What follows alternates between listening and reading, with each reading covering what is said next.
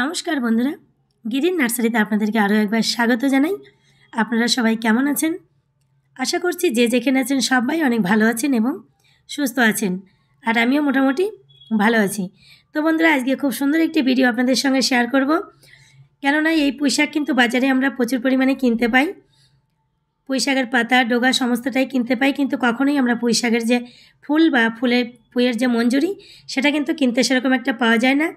আর যদিও বা কখনো ওঠে, তাহলে কিন্তু বাজার করতে গিয়ে পুরুষ ছেলেরা কিন্তু সেই ফলটা কখনোই কিনে নিয়ে আসে না।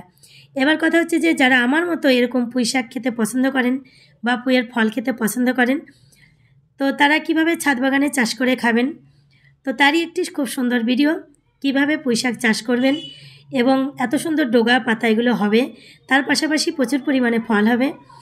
সারা বছর আমরা ছাদ বাগানে এরকম ফুল ফল শাক সবজি পেয়ে যাব, তারই খুব সুন্দর একটি ভিডিও। তো আপনারা ভিডিওটি দেখতে থাকুন, আশা করি ভালো লাগবে। তো বন্ধুরা, দেখতেই পাচ্ছেন আমার পুঁইশাকগুলো কিন্তু খুবই সুন্দর হয়েছে। তো প্রথমে এই গার্ডেন সয়েলে আপনারা পুঁইশাকগুলো বসাবেন এবং এই মাটিটা একটু গোবর সার দিয়ে তৈরি করবেন। তারপরে এরকম কয়েকটি বীজ বসিয়ে দেবেন, তারপরে কিন্তু খুব সুন্দর এরকম পুঁইশাক হবে। তখন মাছ থেকে কয়েকটি চারা উঠে ফেলে দেবেন, যেগুলো একটু ভালো হবে না।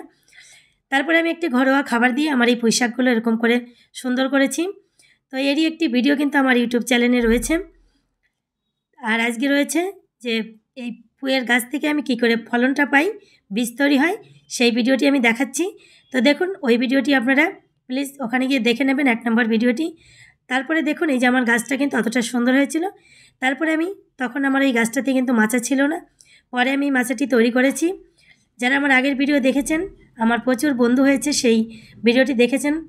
তো সেই সমস্ত বন্ধুরা যদি প্রথম ভিডিওটি দেখে থেকেছেন, তাহলে আপনারা দ্বিতীয় ভিডিওটি বুঝে যাবেন। আর যে সমস্ত বন্ধুরা আমার নতুন এই ভিডিওটি দেখছেন, আপনারা প্লিজ আমার প্রথমকার ভিডিওটি দেখে নেবেন। কারণ একটা ভিডিওতে বেশি কিছু বলা যাবে না এবং বেশিক্ষণ দেখানো যাবে না, তাহলে সময়টা একটু বেশি লেগে যাবে। তাই দুভাগ করে আমি ভিডিওটি করলাম। তো যাই হোক, এটা পরের ধাপ। তো দেখুন আমি এই যে মাছের শোলার মধ্যেই কিন্তু মাচা করে দিয়েছি। তো সেই মাচাগুলো দেখুন কত সুন্দর করে চারদিকে 4টি বাতা গেড়ে এরকম সুন্দর করে বাতা বেঁধে বেঁধে আমি মাচা করে দিয়েছি। কেননা মাচা না করে দিলে পুঁইশাকে কিন্তু আর কোনো ফল বা ফুল ভালো হবে না, মাটিতে গড়িয়ে বেড়ালে ফুল ফল হবে না, নষ্ট হয়ে যাবে। তো দেখুন এরকম মাচা করে দেওয়ার পর আমি যে গাছ থেকে সমস্ত পাতা এবং ফুলের মঞ্জুরিগুলো ভেঙে দেবো। একদম গাছ থেকে গোড়ার সমস্ত পাতা বা ছোট ছোট ডগা, যত পাতা ফুল যা আছে ছোট ছোট কুড়ি, সমস্তটা কিন্তু ভেঙে দিতে হবে।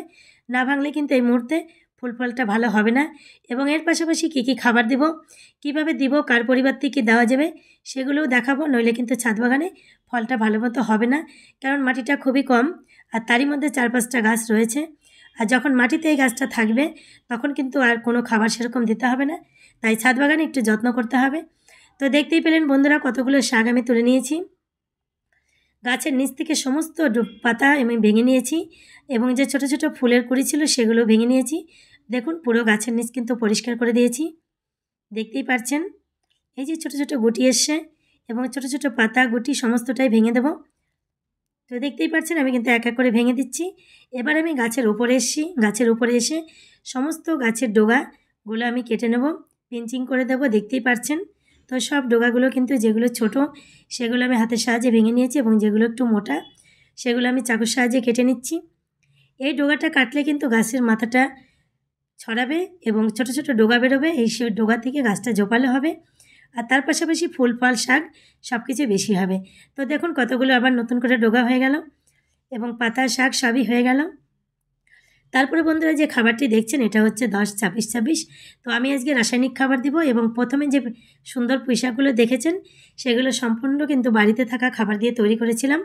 তো আজকে এই রাসায়নিক খাবারটা কেন দিব, গাছের অনেক পরিমাণে পাতা এবং ফুল ডগা সমস্ত কেটে দিয়েছি, তাই একটু গাছটাতে আমার একটু প্রোটিনের দরকার আছে। তাই আমি আর সময়টা নেব না, দেরি করব না, তাই সরাসরি আমি রাসায়নিক সারটা দিয়ে দিয়েছি।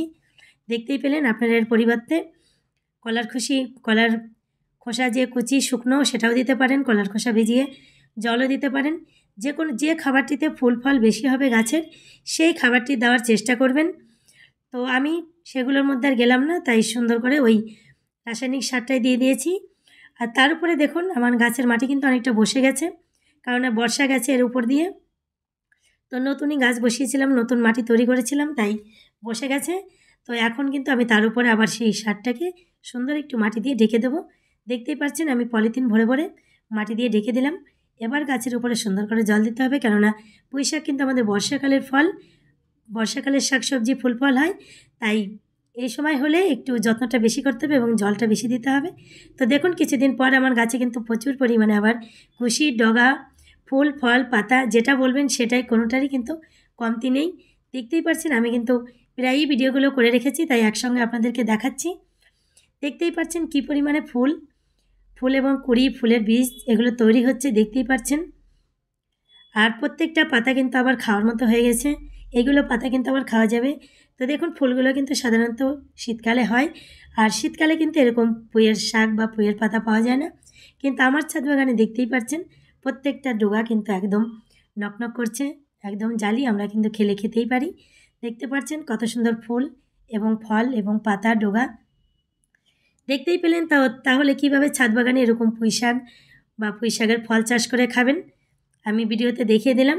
তো এটা শুরু, আমি শেষে আরও কত পরিমাণে ফল হবে সেটাও দেখাবো।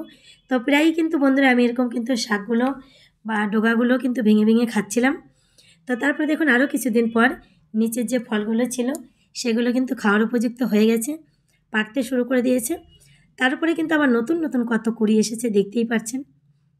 দেখুন প্রত্যেকটা ডগাতেই আবার কিন্তু নতুন নতুন কুড়িতে ভরে গেছে। দেখুন প্রচুর পরিমাণে কিন্তু পুঁইয়ের ফল হয়েছে। এই মাছের শোলাতেই কিন্তু দেখুন আমি কত সুন্দর পুঁই শাক চাষ করেছি। তো দেখুন আমি কিন্তু প্রায়ই ফলগুলো তুলে নিই, কেননা পুরনো ফলগুলো তুলে নিলে আবার নতুন ফল হবে, তাই প্রায়ই আমি ফলের সঙ্গে সঙ্গে গাছটিকে পিঞ্চিং করে দিই। তো দেখুন আজকে আমি আবার ফলগুলো তুলে নিচ্ছি এবং কতটা ফল হয় আমি আপনাদেরকে দেখাবো, তো আপনারা দেখতে থাকুন। তো বন্ধুরা এখন কিন্তু ছাদ বাগানে আর কোনো কিছুই চাষ করা বন্ধ নেই। সব ধরনের শাকসবজি, ফলমূলই কিন্তু আমাদের ছাদ বাগানে হচ্ছে, এমনকি ধান চাষটাও কিন্তু হচ্ছে। তো আমার চ্যানেলে কিন্তু প্রচুর পরিমাণে ভিডিও রয়েছে এবং আমার চ্যানেলটি খুব একটা বয়স নয়, চ্যানেলটি নতুন, তাই আমি খুব একটা ভিডিও দিতে পারিনি, তবে যেটুকু পেরেছি দিয়েছি। আরও আগামীতে প্রচুর পরিমাণে শাকসবজি, ফলমূল, বাদাম এগুলো চাষ করি, কিছু কিছু ভিডিও দিয়েছি, কিছু কিছু দিব। তো আপনারা দেখতে থাকবেন। আর আমার চ্যানেলে যদি নতুন হয়ে থাকেন তাহলে চ্যানেলটি সাবস্ক্রাইব করে আমার সঙ্গে থাকবেন, একটা লাইক করবেন। আর যে সমস্ত বন্ধুরা আমার চ্যানেলটি আগে থেকেই সাবস্ক্রাইব করে রেখেছেন আপনাদেরকে অসংখ্য অসংখ্য ধন্যবাদ আমার সঙ্গে এতটা পথ যাওয়ার জন্য, আমাকে এতটা পথ এগিয়ে নিয়ে যাওয়ার জন্য। তো দেখুন আমি ছাদ বাগানে কী সুন্দর পুঁই শাক বা পুঁই শাকের ফল চাষ করে খাই। দেখতে পেলেন থালাভর্তি ফল আমি পেরেছি, একদিনেই এতগুলো ফল হয়েছে। তো প্রায়ই আমি এরকম ফল পেরে পেরে খাই। তো যাই হোক বন্ধুরা, আপনাদের আমার আজকের ভিডিও কেমন লাগলো আশা করি ভালো লেগেছে। যদি ভালো লেগে থাকে লাইক, কমেন্ট, শেয়ার করে দেবেন। চ্যানেলে নতুন হলে চ্যানেলটি সাবস্ক্রাইব করে আমার সঙ্গে থাকবেন। দেখা করব পরে কোনো ভিডিওতে, ততক্ষণ সবাই ভালো থাকবেন। নমস্কার।